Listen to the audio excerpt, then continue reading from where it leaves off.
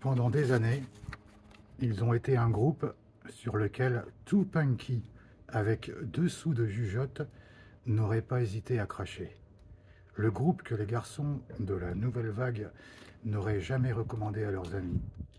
Mais en faisant un retour en arrière, pour se souvenir des débuts de Dire Straits, c'est une surprise d'apprendre que le premier concert de Mark Knopfler et sa bande fut lors d'un festival punk et que le groupe qui les accompagnait était les Squeeze Mythiques.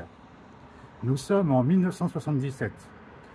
Pendant les 12 mois où l'explosion punk était sur le point de détruire les budgets des groupes géants, Malcolm McLaren et ses acolytes arboraient un habillement entre le sadomasochisme et le vêtement militaire le long des trottoirs de King Road.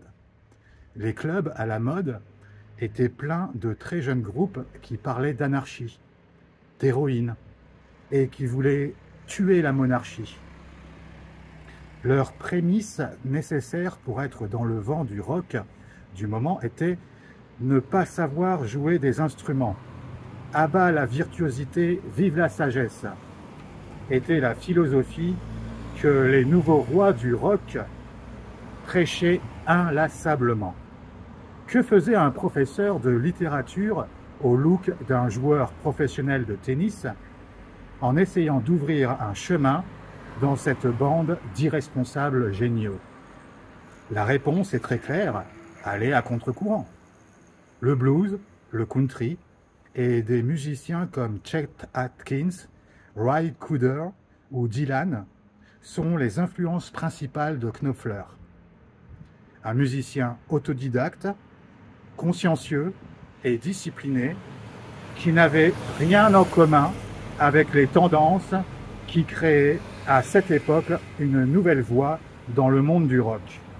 Cependant, il fut capable de créer des chansons qui accrochent, pleines d'influences diverses, qui éblouirent les patrons des maisons de disques les plus importantes.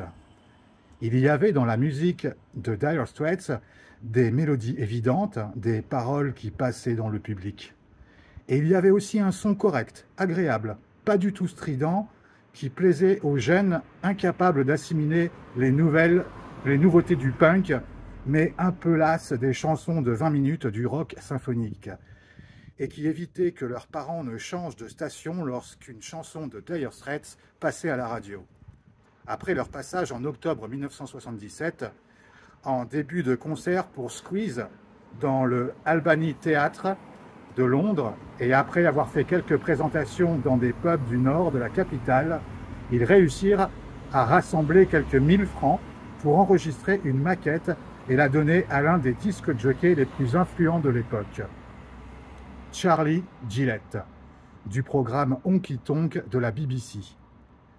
La maxime « être au bon endroit au moment opportun » trouve sa place lorsque John Staines, l'un des A&R de Phonograph, compagnie avec laquelle ils enregistrent toujours en 1984, écoute la chanson Sultan of Swing et c'est le coup de foudre. Quelques semaines plus tard, Dire Straits, une expression qui veut dire à peu près être sans le sou, signifie un contrat avec la marque Vertigo. Avec l'idée que la musique pouvait devenir un moyen de vie, Mark Knopfler décida d'abandonner définitivement son travail comme un professeur de littérature et ses collaborations dans plusieurs revues comme critique de musique pour se consacrer corps et âme à gratter sa guitare. C'est cela qui l'avait vraiment attiré tout au long de sa vie. Après une longue période et un grand nombre de succès, Knopfler se souvient de l'époque où d'autres étaient les vedettes et lui était un simple admirateur d'artistes comme Ricky Nelson ou Everly Brothers. En 1988, peu après la sortie de son album compilation Money for Nothing, Knopfler démontrait qu'il avait les pieds sur terre et affirmait qu'il comprenait la mentalité de ses fans.